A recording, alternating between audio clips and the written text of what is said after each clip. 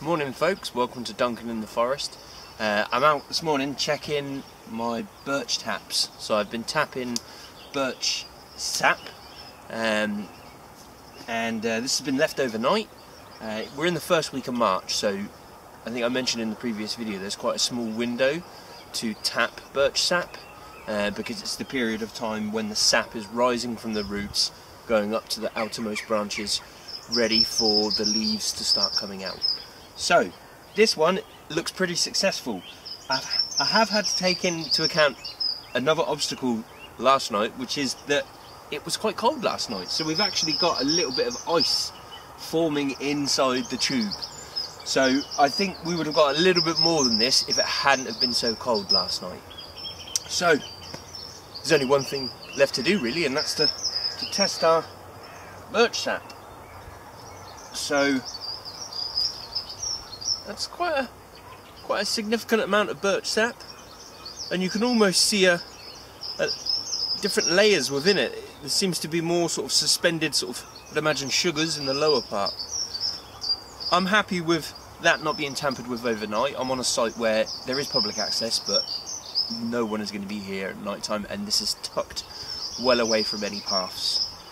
I've got a little bit of bark in there, but no bugs or no debris of major concern, so cheers.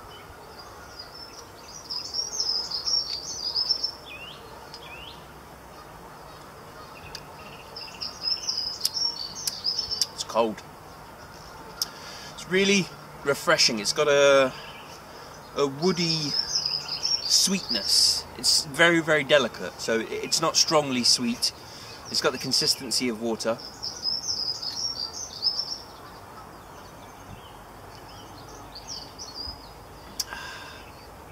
Yeah, it's good. I'm going to leave this one to carry on because it is still... Ooh, tube's just popped out. So this one is still dripping, so we'll pop that back in. Nice tight fit. We're going to pop the bottle there, and we're going to leave that to carry on, and I'm going to come back and check at the end of the day. So this is the other one that I tapped last night, and you can actually see, because it was cold last night, we've got ice, frozen sap in the tube. So there's a bit in there, and it's quite a big container, but I'm going to leave that to thaw out and carry on dripping away for today, and I'll come back and check at the end of the day. This is another one of the birch sap taps that I set last night, and it has suffered from freezing over a bit. So it's a big container that we've got there, and we've got maybe an inch at the bottom of birch sap. I wouldn't expect that to fill overnight, but I would have expected quite a considerable amount more. So I'm going to leave that to thaw out. I might straighten the tube a little bit because I think gravity's not helping with the tapping, but we'll leave that, and I'll come back and check at the end of the day. So I've come to check the open vessel, which was left overnight, and it's about half full, but I can hear the crunching of the ice, and even better is you can actually see the birch sap here is frozen mid-flow. So I'm actually gonna empty this and pour this into my water bottle for the day. So that'll be my hydration for the day. And then I'm gonna leave it to thaw out and carry on dripping away, and I'll come back and check at the end of the day. But as we can see at the top with the netting, with an open container, it's always good to have some sort of filter or netting just to stop all sorts of woodland debris getting in there, bugs and beasties.